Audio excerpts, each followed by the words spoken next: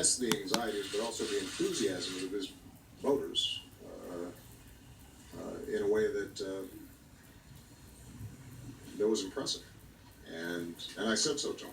After repeatedly denouncing Trump as unqualified, today President Obama would not say whether he now believes Trump is fit to lead, but he cautioned Trump on his temperament. I think what will happen with the president-elect is there are going to be certain elements of his temperament that will not serve him well unless he recognizes them and corrects them. But ultimately, the president sounded a hopeful note for the days ahead. Regardless of what experience or assumptions he brought to the office, this office has a way of waking you up. And those aspects of his positions or predispositions that don't match up with reality, he will find shaken up pretty quick, because reality has a way of asserting itself. Saying Trump's transition to the White House will be aided by the condition in which he is leaving the country. I also think that he is coming to this office with fewer set, hard and fast policy prescriptions than a lot of other presidents might be arriving with. I don't think he is ideological. I think ultimately he's pragmatic in that way, and that can serve him well, as long as he's got good people around him and he has a clear sense of direction. Do I have concerns? Absolutely. Of course I've got concerns. You know, he and I differ on a whole bunch of issues. But you know, the federal government and our democracy is not a speedboat, it's an ocean line. And so it may not be surprising to hear the president try to sound a note of hope, a note of calm, a note of optimism. The president has never been the sky is falling kind of person. Even before the election, on the day of the election, he said, look, the sun will rise tomorrow regardless of the results. And that seemed to be the message he wanted to send to the nation today, Wolf. He's also going to be joining a call with Democratic supporters a short time from now. He'll probably have to do some of the same calming down of many of those upset and surprised supporters. I suspect he will be doing exactly that. Athena, thanks very much, Athena Jones, reporting from the White House. Donald Trump is already sparking outrage as he builds a White House team with an alt-right edge. Our work on this movement is now really just beginning.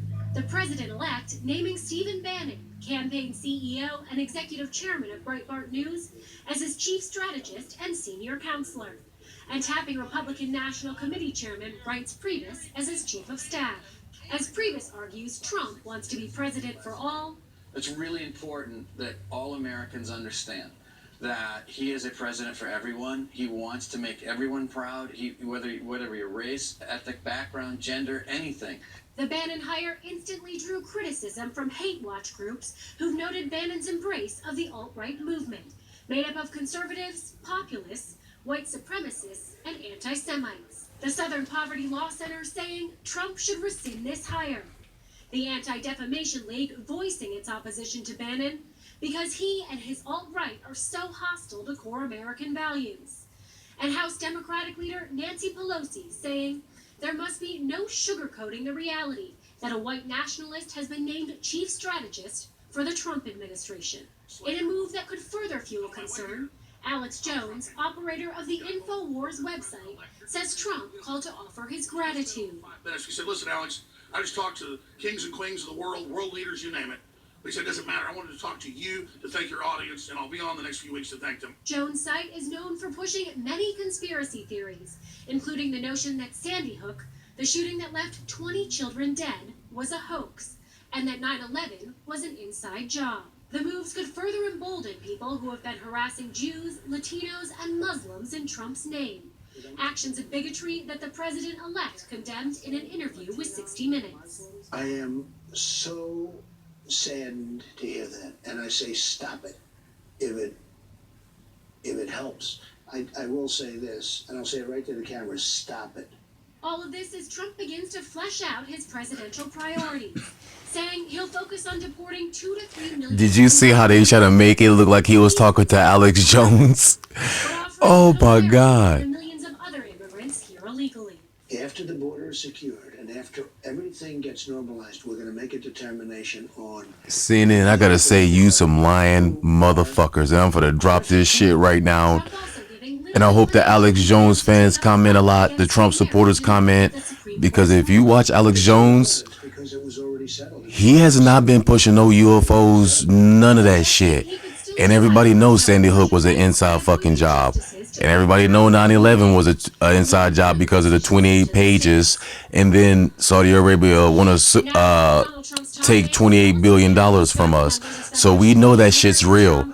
So we know that CNN right now has just fucking lied on the president and Alex Jones. He did send him a message, but Alex Jones is not a conspiracy theorist. Wow, I was just trying to get some damn Obama footage and they talking about fucking Alex Jones. How the fuck did we even get there on CNN?